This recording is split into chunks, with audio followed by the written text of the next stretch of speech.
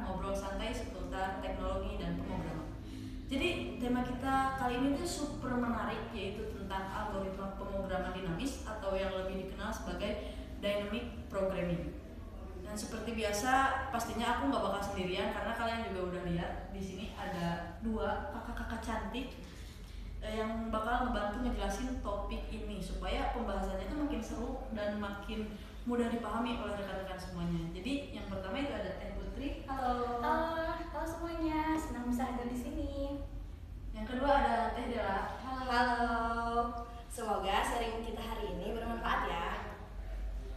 Sebelum masuk ke pembahasannya, aku mau sedikit ngejelasin kenapa topik ini tuh penting banget sih di era teknologi kayak sekarang. Algoritma itu jadi kunci utama dalam membangun aplikasi dan sistem yang cepat, efisien, dan bisa memecahkan masalah kompleks. Nah, salah satu teknik algoritma yang paling banyak dipakai untuk optimasi masalah yaitu dynamic programming. Terutama kalau kita menghadapi masalah yang perlu mencari solusi terbaik dan kemungkinan pilihannya, maka topik ini tuh relevan banget buat kalian yang lagi belajar pemrograman atau mau mendalami tentang problem solving. Oke, buat mulai diskusi kita kali ini atau ngobrol-ngobrol kali ini, mungkin Teh Putri bisa jelasin secara sederhana apa sih sebenarnya algoritma pemrograman dinamis itu? Jadi algoritma pemrograman dinamis atau yang biasa disebut dynamic programming itu adalah teknik pemrograman untuk menyelesaikan masalah yang kompleks. Dia tuh dengan cara memecah masalah tersebut menjadi sub masalah kecil. Terus setiap hasil subnya ini disimpan biar gak dihitung ulang gitu. Jadi ini tuh lebih hemat waktu dan lebih efisien. Algoritma ini juga biasanya dipakai kalau satu masalah punya pola perhitungan yang berulang-ulang. Jadi berarti cocok banget ya buat masalah optimasi ya Teh? Iya betul, cocok banget. Contoh penerapannya juga bisa ditemui di perhitungan rute pendek, optimasi keuntungan, pemilihan barang dalam kapasitas tertentu, dan masih banyak lagi.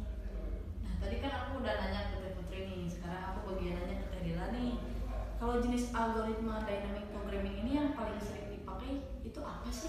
Nah, ada dua cara utama yang sering kita pakai, yaitu top button yang dimulai dari masalah besar dan dipecah saat perlu, serta button up yang dimulai dari masalah kecil lalu digabung. Dan keduanya sama-sama dipakai supaya kita gak perlu menghitung hal yang sama berulang kali. Biar teman-teman yang denger ini makin kebayang gitu kan. Coba kita bahas di studi kasusnya gitu kan. Teh Putri bisa ambil contoh studi kasus yang sederhana dan paling familiar gitu. Boleh, kita ini punya contoh yang paling sederhana gitu, yaitu masalah Fibonacci. Kalau kita hitung angka Fibonacci pakai rekursif biasa, itu tuh bakal super lama karena ulang-ulang perhitungan yang sama terus.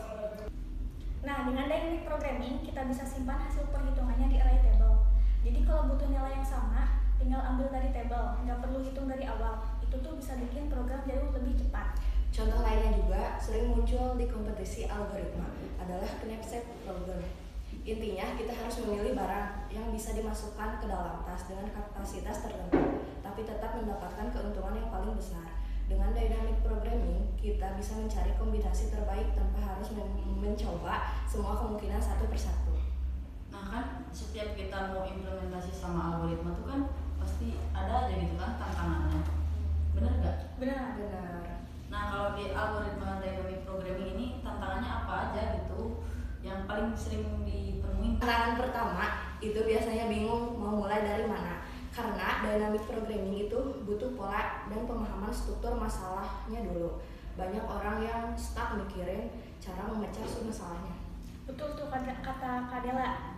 Kadang juga kita kesulitan dalam menentukan apakah suatu masalah memang cocok diselesaikan dengan dynamic programming atau enggak gitu. Jadi ya solusinya latihan banyak soal dan belajar mengenali pola-pola berulang. Yang paling penting adalah memahami konsep rumus berulang atau rumus yang saling berkaitan. Kalau polanya sudah ketemu, sisanya akan jauh lebih mudah. Oke, tadi kan udah ngebahas tentang tantangan dari algoritma yang kita bahas ini kan. Nah, ada nggak sih dari kakak-kakak ini tuh tips and tricks gitu kan buat teman-teman yang pengen belajar dynamic programming ini? Ada dong. Jadi kita tuh mulai dari yang sederhana dulu gitu, kayak Fibonacci dan knapsack. Jangan langsung loncat ke soal yang susah. Yap, benar banget kata Putri. Biasanya gambar tabel atau diagram alur dulu, karena visualisasi membantu banget buat kita memahami masalahnya. Satu lagi nih, jangan lupa perbanyak latihan rutin seperti pakai platform LeetCode, CodeWorks, atau HackerRank. Oke, jadi itu tips and tricks dari kakak-kakak buat teman-teman semuanya tuh, didengerin ya teman-teman.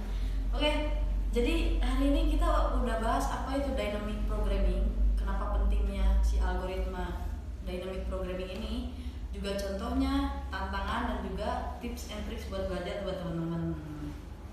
Ya, intinya dynamic programming ini itu teknik untuk memecahkan masalah besar menjadi masalah yang kecil-kecil terus nyimpen hasilnya supaya lebih efisien gitu kan.